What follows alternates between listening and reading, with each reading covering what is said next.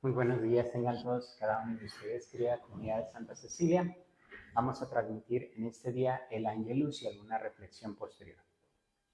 Nos encomendamos a la Santísima Trinidad, en el nombre del Padre, del Hijo y del Espíritu Santo.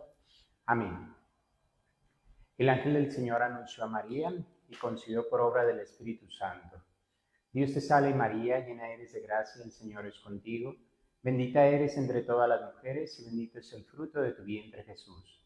Santa María, Madre de Dios, ruega Señora por nosotros pecadores, ahora y en la hora de nuestra muerte. Amén. He aquí la esclava del Señor. Hágase en mí según tu palabra. Dios te salve María, llena eres de gracia, el Señor es contigo. Bendita eres entre todas las mujeres y bendito es el fruto de tu vientre Jesús. Santa María, Madre de Dios, ruega Señora por nosotros pecadores, ahora y en la hora de nuestra muerte. Amén. Y el Verbo de Dios se hizo hombre y habitó entre nosotros. Dios te salve María, llena eres de gracia, el Señor es contigo. Bendita eres entre todas las mujeres y bendito es el fruto de tu vientre Jesús. Santa María, Madre de Dios, ruega Señora por nosotros pecadores, ahora y en la hora de nuestra muerte. Amén. Ruega por nosotros, Santa Madre de Dios, para que seamos dignos de alcanzar las divinas gracias y promesas de nuestro Señor Jesucristo. Amén. Oremos. Infunde, Señor, tu gracia en nuestras almas, para que los que hemos conocido por el anuncio del ángel la encarnación de tu Hijo Jesucristo, seamos llevados por los méritos de su pasión y de su cruz a la gloria de la resurrección. Por Jesucristo nuestro Señor. Amén. Dulce Madre, no te alejes, tu vista de nosotros no apartes. Ven con nosotros a todas partes y solo nunca nos dejes. Ya que nos proteges tanto como verdadera Madre, haz que nos bendiga el Padre, el Hijo y el Espíritu Santo. Amén. Muy buenos días, tengan todos ustedes, hermanos. Sean bienvenidos hoy a este Ángelus, el día viernes 16 de agosto, que hoy pues celebramos cada uno de nosotros esta presencia del Señor y de María Santísima a través del Ángelus con nosotros. Continuando un poquito la serie de madurez y perdón, o estos temas que quisiera llevar como concatenados con los demás ángelos, para que nosotros llevemos como una formación sobre todo para saber perdonar y saber en nosotros cómo enfrentar las diferentes circunstancias de nuestra vida, sobre todo del perdón. Quisiera continuar también un poquito lo que ya decía la vez anterior, que había presupuestos básicos para la persona humana, el aceptarme, el apreciarme, el amarme en cada uno de nosotros. Vemos un ejemplo también muy claro en cada uno de nosotros que nos puede ayudar, que es en Lucas capítulo 7, versículos del 11 al 15. Es la viuda de Naín y dice más o menos de la siguiente manera: y sucedió que a continuación se fue a una ciudad llamada Naín, e iban con él sus discípulos una gran muchedumbre. Cuando se acercaba a la puerta de la ciudad, sacaban a enterrar un muerto, hijo único de su madre, que era viuda, a la que acompañaba mucha gente de la ciudad. Y acercándose, tocó el féretro. Los que lo llevaban se pararon y le dijo: joven, a ti te digo, levántate. Al verla, el Señor tuvo compasión de esta mujer y le dijo: no llores. Y acercándose tocó el féretro, los que lo llevaban se pararon y le dijo: joven, a ti te digo, levántate. El muerto se incorporó y se puso a hablar, y él se lo entregó a su madre. Hoy vemos cómo Jesús, en este pasaje de la vida de Naín, no pasa desapercibido ante la muerte, no pasa desapercibido ante la dificultad de esta viuda, puesto que ve también ahí a su madre, que posteriormente quedará sola. Y el Señor hace la resurrección de este hijo, de esta viuda, también simbolizando su propia resurrección y la festividad del gozo. Jesús se dirige también a todos los jóvenes de este mundo, a todos los jóvenes y a toda la iglesia juvenil que se encuentra en tristeza, en depresión, a nivel mundial, en guerras, en la desaparición, etcétera. Y Jesús recoge su situación concreta de la vida de cada uno de nosotros, de esta mujer. No solo si es un muchacho, es un joven el que ha fallecido, si es una madre que se encuentra en vida, pero espiritualmente también afligida o muerta por diferentes circunstancias de su propia familia. Vemos cómo el Señor toma en cuenta en cada una de nuestras épocas el entorno cultural, el entorno social, sus aspiraciones de los seres humanos como jóvenes, sus limitaciones aún superadas de algunos de los jóvenes. Es una misma actitud que tiene como cada uno de nosotros en una invitación que nos hace a diario, levantarnos. Lo toma de la mano a este joven, lo incorpora y le dice, a ti te lo mando, a ti te digo, levántate.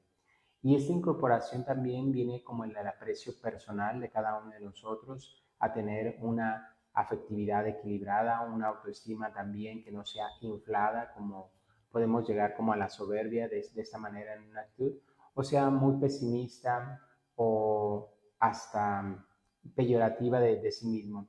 El Señor con esto quiere tomar a cada uno de nosotros en sus diferentes circunstancias una autoestima correcta. Se acerca Jesús al joven y en él a cada uno de nosotros, a cada uno de nuestros ambientes, de modo personal e intransferible.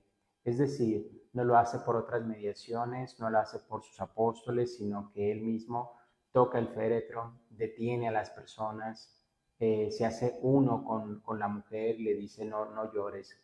Él habla de modo directo y singular con palabras exclusivas que no son para a nadie más, sino para la mujer en específico, sino unas palabras que corporalmente este joven duerme o está dormido en el sueño de la muerte, pero el Señor sabe que le escucha y le lanza directamente a él. Es una invitación de los labios del Señor a que seamos conscientes de la singularidad de nuestra historia, de lo que estamos pasando particularmente, en la que seamos conscientes de la singularidad y particularidad en que Dios nos quiere por ser nosotros mismos, por ser nuestra propia persona, no por aquello que vestimos, lo que hacemos, los títulos, los cargos eclesiásticos, los cargos a nivel público, al nivel social. Y hemos alcanzado entonces una madurez en la vida cuando vemos que Dios nos toma a cada uno de nosotros por personas, por lo que hemos logrado compartir, por lo que hemos logrado ser en nuestra vida. Dios nos invita a valorarnos a nosotros mismos y por eso se detiene junto a nosotros como seres humanos, ya sea como hombres, ya sea como mujeres, y nos dice a cada uno de nosotros, levántate. La palabra es rendija por donde se cuela la luz de la vida eterna, donde se escuchan esas palabras incluso en los oídos de este joven, y ahí encontramos la felicidad a la que Jesús nos ha de llevar, a dejar la vida rutinaria, a dejar la mediocridad, la medianía en nosotros, a dejar la pasividad y el sinsentido de la espiral monótona y depresiva en el que solemos caer a veces los seres humanos. El Señor nos dice, arriba, levántate, anda, camina, ponte en pie y empieza a construir y a caminar este mundo mejor, confiados en nosotros mismos, pero sobre todo confiados en la gracia de Dios que nos acompaña y que nos da la mano para incorporarnos. Así como en la tempestad Pedro se hundía en las aguas, aún después de que le dijo, si en verdad eres el Señor, manda que vaya a ti. Y viendo la tempestad, la furia del mar, se empieza a hundir. Y si no tomamos la mano del Señor y si no le gritamos, sálvame Señor, entonces pues nos hundiremos. Eso es lo que hace Pedro, y estira la mano para tomar nuevamente al Señor y caminar y estar sobre las aguas, estar sobre el mar. Es decirle al Señor, Señor, yo creo en ti, comienza tú a creer en mí, Dios te ama, Dios siempre está contigo y quiere que vivas feliz, por eso nos tiende la mano. Vamos a tomar un versículo de la carta a los Efesios, que es en el capítulo 1, versículo 4. Dice así la carta a los Efesios. Dios nos ha elegido en Él antes de la fundación del mundo, para que vivamos ante Él santamente, sin defecto alguno en el amor. Palabra del Señor. Gloria a ti, Señor Jesús. Hoy el Señor nos ha elegido a cada uno de nosotros desde el inicio. no solamente en nuestras tempestades, en nuestra muerte espiritual, en la aflicción como esta viuda de Naín, sino que ya desde el inicio ha querido que nosotros vivamos una vida plena en Él mismo, para vivir en la santidad, en la perfección, para ser perfectos en el amor. Cuando nosotros sabemos perdonar, cuando nosotros sabemos llegar a una eliminación del rencor y del odio en nosotros, vamos a ver en cada uno de nosotros que se ve reforzada nuestra consideración y estima hacia los demás. Nos consideramos a nosotros más aptos, más fuertes, capaces y también a los demás. No minusvaloramos la potencialidad que tienen también los demás. Otro de los efectos que va a causar el perdonar a nuestros semejantes es que nuestro corazón se llena de paz y repercute en los demás positivamente. Si yo vivo en la paz, en la tranquilidad, en la felicidad, pues los demás lo van a notar y va a haber también a mi alrededor esa paz que se irradia, ese regocijo. El perdón de las ofensas recibidas nos resulta natural, ya no va a ser como tan difícil hacerlo como en el inicio, sino que ya podemos como dentro de la familia disculparnos, perdón, lo siento, me equivoqué, vamos comenzando nuevamente, etcétera, ¿no? Y se le cree sinceramente a la persona que pide el perdón y también se otorga sinceramente. Entonces se vuelve algo un poquito más humano, más natural en cada uno de nosotros. Recordemos que el hogar o la familia debe de ser la escuela del perdón. Eso no te lo van a enseñar en la sociedad, eso no te lo va a enseñar el mundo, eso a veces los grupos sociales a los que pertenecemos no nos lo enseñan tanto como lo podemos hacer en casa. En casa es la escuela del perdón. Otro de los beneficios que nosotros podemos obtener cuando perdonamos, sé solidario con los demás. Ayudamos a levantarse a otro. Esa solidaridad de no ver a un hermano caído, hundido en las circunstancias de la vida, sino que también somos compasivos y misericordiosos como Jesús para ayudarlo a levantarse. El Señor nos dice, ánimo, levántate y tiende la mano, y entonces cuando nosotros nos vemos misericordiados, diría el Papa Francisco, cuando nosotros nos vemos que se aplica la misericordia a nosotros con el perdón, entonces también nosotros perdonamos a los que están cerca a nuestro lado. Es ampliar nuestra capacidad de ser felices. Cada vez que perdonamos, estamos sacando de nosotros, como por decirlo así figurativamente, la basura que hay en el corazón. Y entonces puede entrar ahí la felicidad, la paz, la concordia, el amor, porque todo lo que ha quedado como en espacios llenos de rencor, ahora hay un espacio para el amor. Esto también, al perdonar, nos unimos más a Dios mismo, porque Dios es misericordia infinita. María Santísima, la Madre de la Misericordia, que nos ha dado a Jesucristo como misericordia, y entonces cada uno de nosotros nos hacemos embajadores de paz, de misericordia, misioneros de la misericordia también. Quisiera abordar ahora un libro que se llama Terapia del Perdón. El sacerdote, el padre Miguel Ángel Fuentes, tiene a bien tomar este libro y comienza su primer capítulo tomando en cuenta el rencor y el perdón. Una lección de muerte y de vida, el rencor y el perdón. Estas lecciones. Comienza el padre Miguel Ángel Fuentes comentando un hecho, una tarde del 5 de julio de 1902, donde agonizaba en el hospital de la ciudad de Nettuno una jovencita que todos conocemos ahora como Santa María Goretti. Este hecho, pues, donde un joven la apuñala, trata de quitarle la vida porque ella pretende estar virgen, y el sacerdote le pregunta a esta María Goretti, estando en la agonía, con atroces dolores, pues varias puñaladas que le dan, y le dice el sacerdote, ¿estás dispuesta a perdonar a tu asesino? Y ella dice, sí, superando toda repugnancia humana que podamos tener. Y agrega un poco más, dice, no solo lo perdono, sino que también lo quiero conmigo en el cielo, dice María Goretti al sacerdote, una vez que él está pues allí auxiliándola también en este lecho de muerte, donde ella agoniza varias horas y está allí con él. Y este deseo de la santidad personal y de la santidad del agresor, dice, no solamente lo perdono, sino que quiero que él esté también conmigo en el cielo. Y esta es la parte que nosotros debemos de llegar. Es una, como les decían, es una lección de muerte y de vida. Morir a nosotros mismos para dar vida a los demás. Y vida no solamente corporal, sino vida espiritual, vida en abundancia. Posteriormente a este hecho que sucede en 1902, la noche de Navidad de 1938, después de más de 30 años, Assunta Goretti se encuentra trabajando con el sacerdote allí en la parroquia, haciendo los enseres domésticos.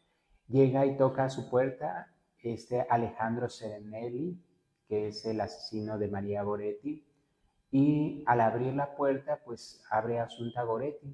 O sea, él sabe que está ahí y lo ve y le dice, ¿me reconoces? Y claro que sí, obviamente la mamá Augusta Goretti le dice, claro que sí, Alejandro, sí te reconozco. Y entonces, puesto de rodillas, dice, ¿me perdonas? ¿Puedes otorgarme el perdón? ¿Y qué diría una mamá en esas circunstancias? Pues si la hija lo perdonó, si Dios lo perdonó, dice Assunta Goretti, si Dios te ha perdonado, Alejandro, ¿cómo no te debe perdonar yo? Ve también en su hija, después de reflexionar 30 años más o menos, un poco más, de este hecho, cómo el Señor ha transformado también ese corazón de Augusta Goretti para otorgar el perdón. El perdón, aun aquel que ofrecemos en medio de las más terribles circunstancias, es posible, como también es posible la vida de pureza y de virginidad. Estas cosas que podríamos decir, no, pues es imposible la virginidad en una persona, pues ya lo vemos desde Jesucristo, desde su madre, desde la nueva era cristiana, ¿no?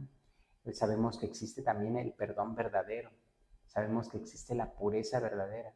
Y estos hechos que, como este autor Miguel Ángel Fuentes nos narra, pueden llegar como a llevar el límite de la vida humana. Vemos otro hecho más reciente, un poco más en nuestra historia. Todos conocemos a San Juan Pablo II, Papa. Sabemos también que él tuvo un atentado de muerte.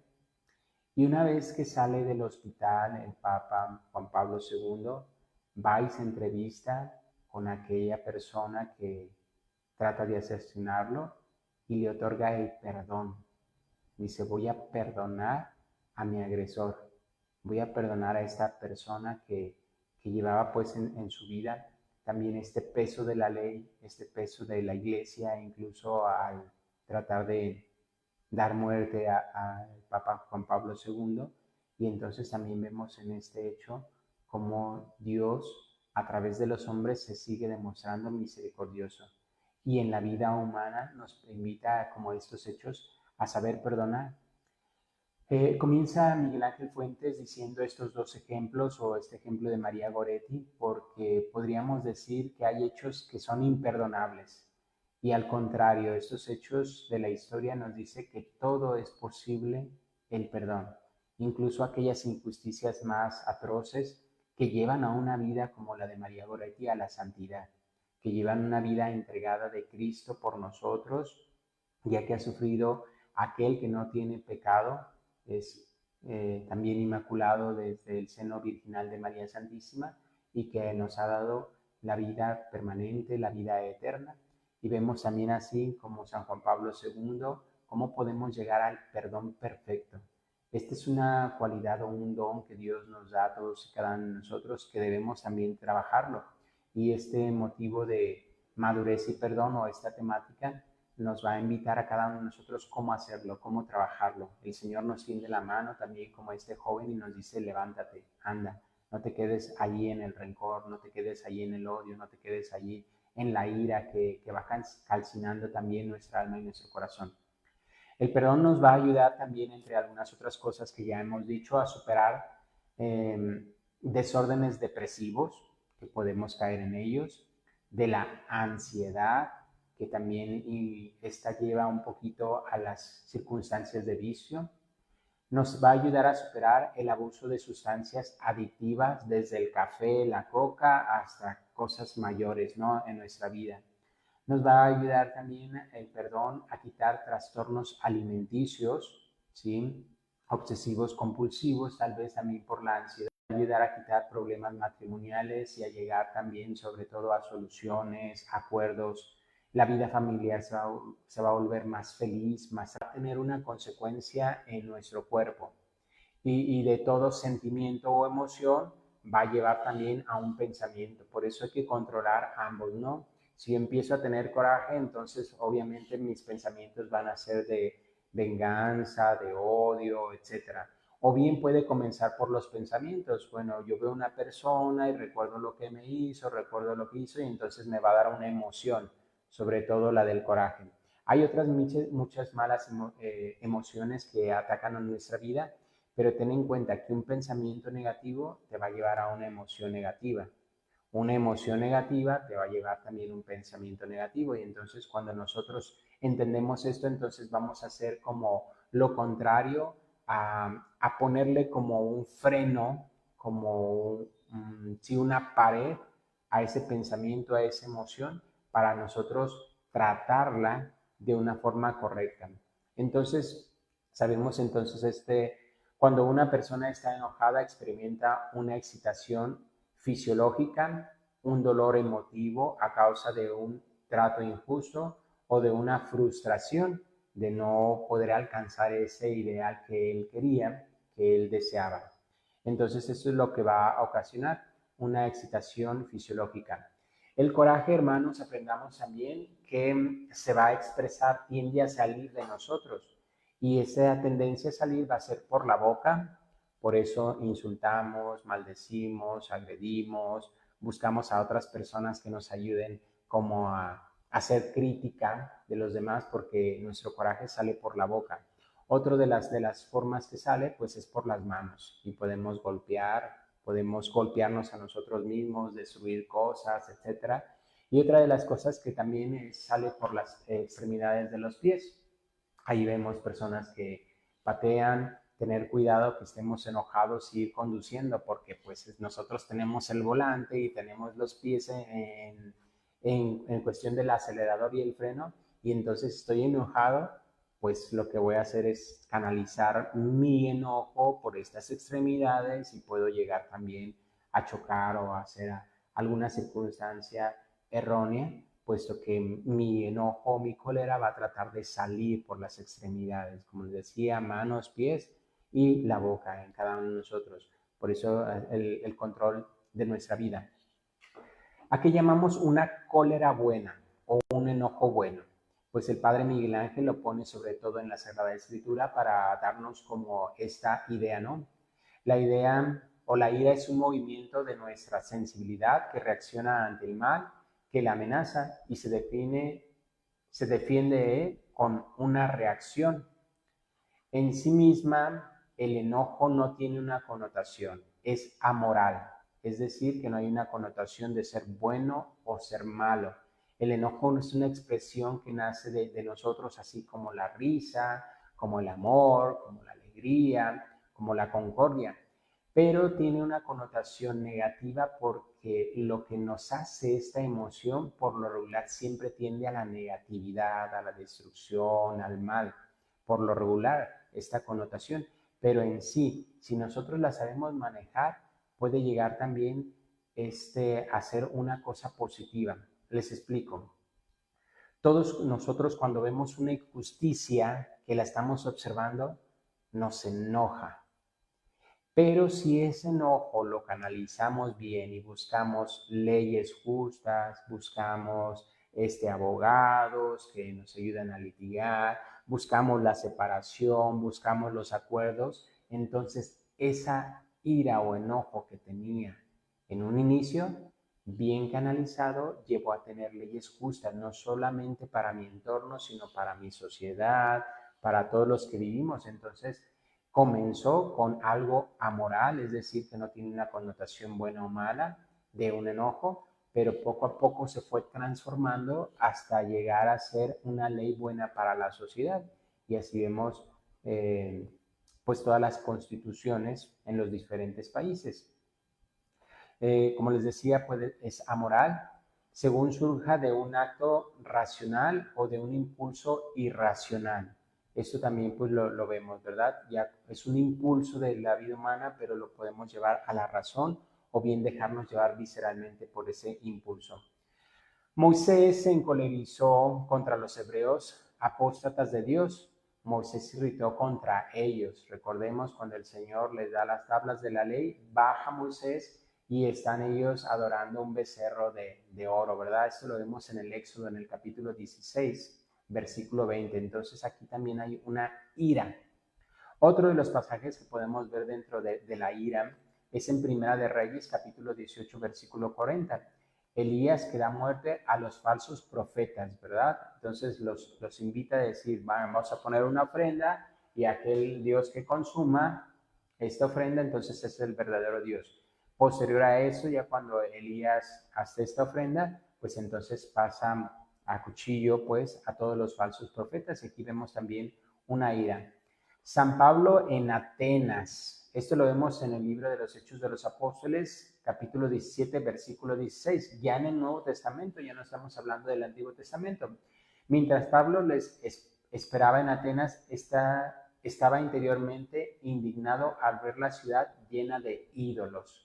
Y hay un enojo, ¿cómo tantos ídolos? Y entonces ve al Dios desconocido y a partir de ahí del Dios desconocido empieza a ellos San Pablo a hablarles de Jesucristo, pero hay una indignación, un coraje, una frustración que él ve o que él experimenta al ver tantos ídolos en esta ciudad de Atenas. Bien, Jesús no se conduce como un estoico, es decir, sin sentimientos, que no se altera jamás. Por el contrario, impera con fuerza a Satanás. Lo vemos cuando hace algunas expulsiones del demonio en personas posesas. En Mateo 4:10, por ejemplo, Jesús les dijo, apártate, Satanás. Eso lo dice a Pedro que lo quiere apartar de su cruz, del camino de salvación, y entonces le dicen, apártate, quítate de aquí, ¿no? Ponte atrás de mí, que eso quiere decir. En Mateo 16:23 dijo a Pedro, quítate de mi vista, así lo toma Mateo también en este versículo. Amenaza duramente Jesús a los demonios, por ejemplo, en Marcos 1:25. Jesús le conminó diciendo, cállate, sal de él. Entonces hay fuerza aquí, hay coraje que el Señor lo toma de una forma correcta y sobre todo lo hace para estos espíritus malignos, al demonio que está sometiendo a alguna persona y él con fuerza y coraje recrimina, ¿no? Se encolerizan ante la astucia de los hombres. Juan 8:44. Vosotros sois de vuestro padre el diablo y queréis cumplir los deseos de vuestro padre. Plantea y arroja las mesas de los cambistas en el atrio del templo. Esto lo vemos en Juan capítulo 2, versículo 13-22. Y una vez que hace esto, le dice, no conviertan la casa de mi padre en un mercado. La casa de mi padre es una casa de oración. Vemos estos pasajes como Jesús no se mantiene sin emociones y sentimientos, y sobre todo esta que estamos analizando del coraje.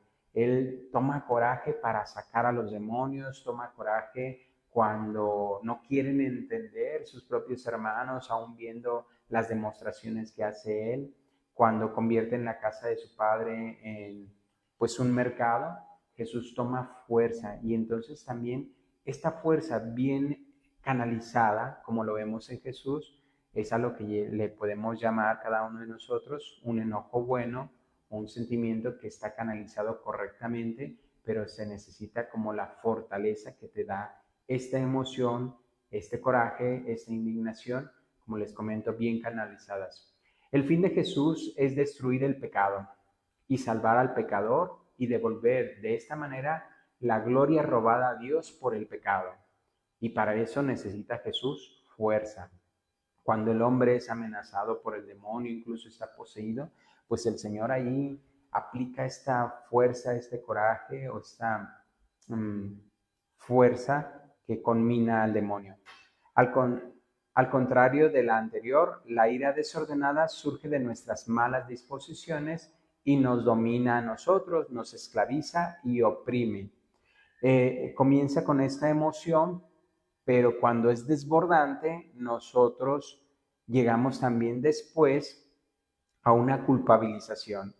¿Por qué hice esto? ¿Por qué le dije esto? ¿Por qué no utilicé bien mis manos? ¿Por qué hice tal o cual cosa? ¿Por qué lo corrí? Etcétera, ¿no? Y entonces cuando uno toma el dominio de esta emoción, así como lo hace Jesús, no habrá esclavización de ella, no habrá opresión de esta emoción por nosotros y sobre todo no habrá culpabilización. Podemos, como Jesús podría decir, he hecho lo correcto, lo que me correspondía en el momento, con las palabras, con la determinación, con la fuerza necesaria, sin excesos. Y eso es lo que vemos también en la Sagrada Escritura. Por último, terminamos diciendo que positivamente hablando, el perdón es tres cosas. Lo primero, el abandono del resentimiento que tenemos hacia quien nos ha ofendido o herido injustamente. Es decir, tomo una actitud de quitar rencores y resentimientos, aunque objetivamente esa persona me haya hecho daño, querido, consciente a nuestra persona. Segundo, también el perdón es la renuncia a la revancha a la que, siendo objetivamente la injusticia de la herida, tenemos derecho según la justicia humana. Si alguien me roba, me quita, me ofende, me agrede, me insulta, pues por justicia, la ley del talión en el Antiguo Testamento, ojo por ojo y diente por diente. Si tuve la pérdida de un animalito, una oveja, pues bueno, la restitución, esta parte, ¿no? Y la justicia humana, si alguien te quita o te roba algo, pues la justicia humana tienes derecho a esta restitución de este bien personal o por medio de cosas, objetos, entonces tú tienes derecho. Y entonces la renuncia a la revancha es el perdón. Ahora va la mía, ahora quiero que se me restituya, ¿no? A mi dignidad, a mi imagen, etcétera, ¿no?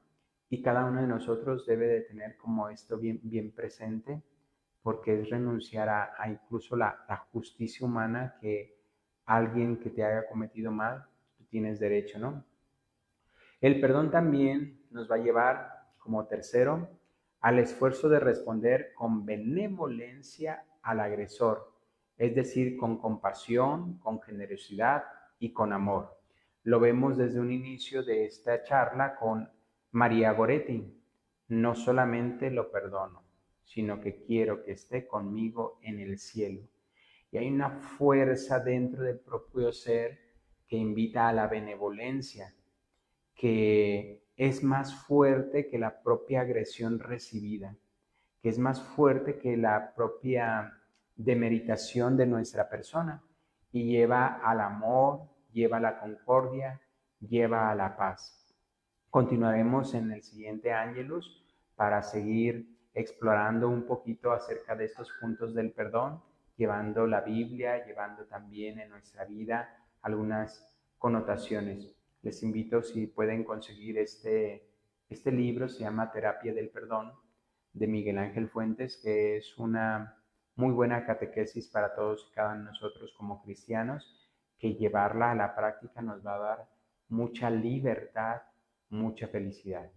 Que María Santísima los acompañe en este día y que Jesucristo también, nuestro Señor, que ha venido a salvarnos, esté con todos ustedes.